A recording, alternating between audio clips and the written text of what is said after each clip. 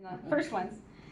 Some of the questions that you might want to ask if you've got somebody coming in like for frequent STDs is, do you get to choose who you have sex with?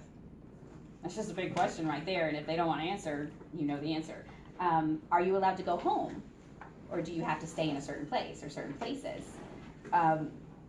If you start asking questions and start getting somewhere, and all of a sudden it's like, we're leaving, obviously that's a big red flag.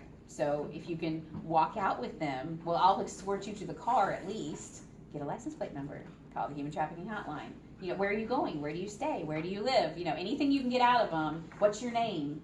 How old are you? You know, and even, you know, at the end, give them a hug if you can and say, somebody cares about you. I care about you. I want you to be safe. Just something like that. That might be the most important thing that's happened to them in 2 or 3 or 4 years. There was this one woman, she was a prostitute on the side of the road, and this couple stopped at the red light, and they saw her.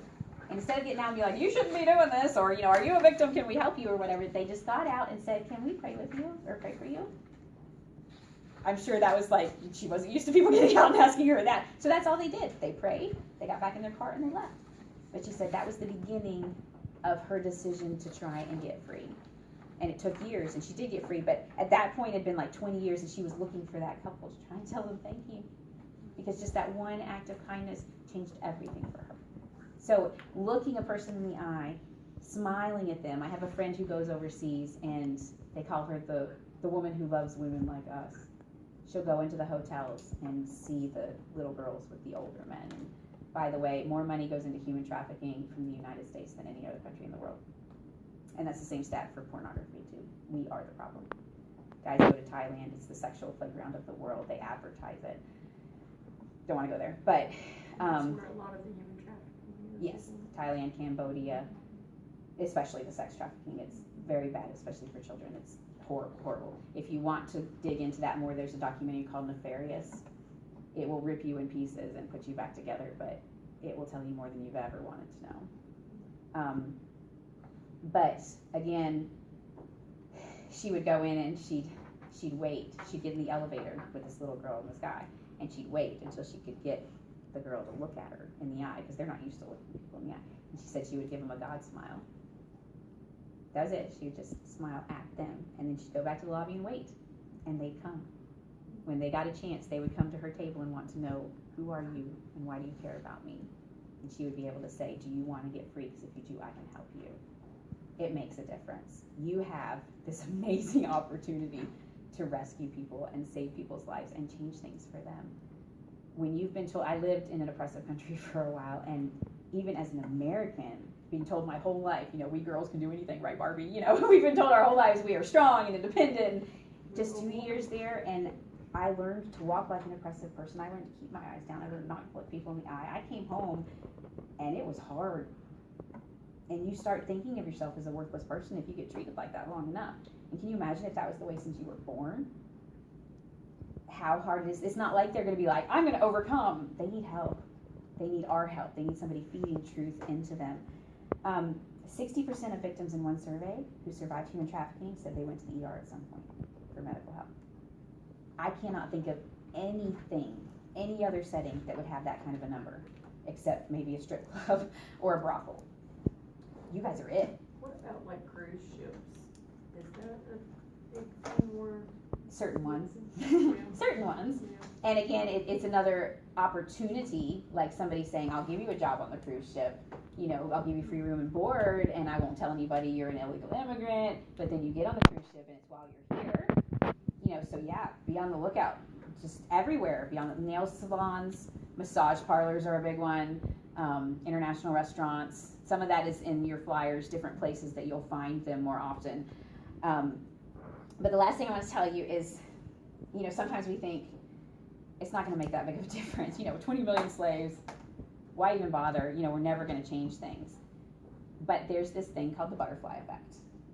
And I just found out about it a few weeks ago, and I was so excited. I about jumped around the room because I'm like, that's the message. That's everything I want to say right there.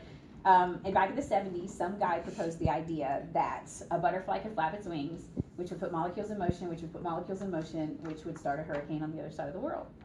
And he was laughed out of the building because that's totally ridiculous. But a few years ago, a bunch of scientists got together and did a bunch of research and found out he was right. And it's got a big long name, but they call it the butterfly effect. And I love that so much because it lets me know, I mean, a butterfly doesn't even know what a hurricane is. And it's just being who it's being. It's not trying to cause a hurricane. See, that's my problem is I decide, I need to change the world. I need to fix everything. I need to rescue all the street kids, and you can live your whole life miserable that way. Or you can decide, I'm going to be who God made me to be. And the people that come into my world, I'm going to be ready to love them and help them and make a difference if I can. And it's just a little flapping of your wings, but you never know. I mean, if you could rescue one kid from being trafficked, help them overcome what happened to them, help them to know that this isn't right, you stop the chain, and you may stop generations of abuse. If you help rescue one girl and her pimp gets arrested, you've rescued every girl he would have gotten from here on out. It's huge. You rescue one girl and she goes on to start the soap thing like Teresa Flores did, and now you've got hundreds of thousands of people being affected by it, and you started it. Little flap of your wings. You created a hurricane on the other side of the world. So never feel like what you're doing is insignificant.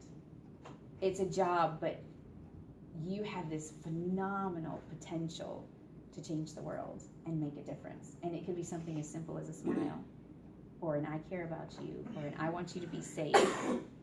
This isn't right what's happening to you, and I can help you. And maybe you'll never hear from them again. And you may think, I didn't make a difference at all. No, they might have gotten put in a truck and taken to Texas, because they keep them moving if they can. And in Texas, she called the trafficking hotline. Or, when they stopped at a truck stop, she said no. Or when, the next time she got to a place, she decided enough. Somebody out there cares about me. I can care about myself. I'm gonna do what it takes. So, bless you. Bless what you do. I admire you so much as a sick person who has spent quality time in the ICU and in the hospital and, and in urgent care. You nurses, y'all are it. You don't get appreciated nearly as much as you should. Y'all are the ones who know what's going on. The doctor wishes in, wishes out, but it's like the nurse is the one who knows what you need and when you need it, and whether you have a good nurse or not makes all the difference in the world. So God bless you, and thank you for what you do. I mean, I know it's hard work and it's gross. I mean, you have to deal with urine output and blood and all that grody stuff, and people saying, I don't feel good, give me some more narcotics. You're like, I can't give you any more narcotics, you're already loopy, Thank you for what you do. You matter, it matters. Don't stop. And if I can help, my website is on that postcard. There's a contact button on there. It goes straight to my email. There's handouts you can print out. There's books. I've got all these books for sale if you want. If you have a question, pop me a note. I would love to help. I mean, I'm right down the road. So I think that's it. And now we'll take some questions if you've got any. So.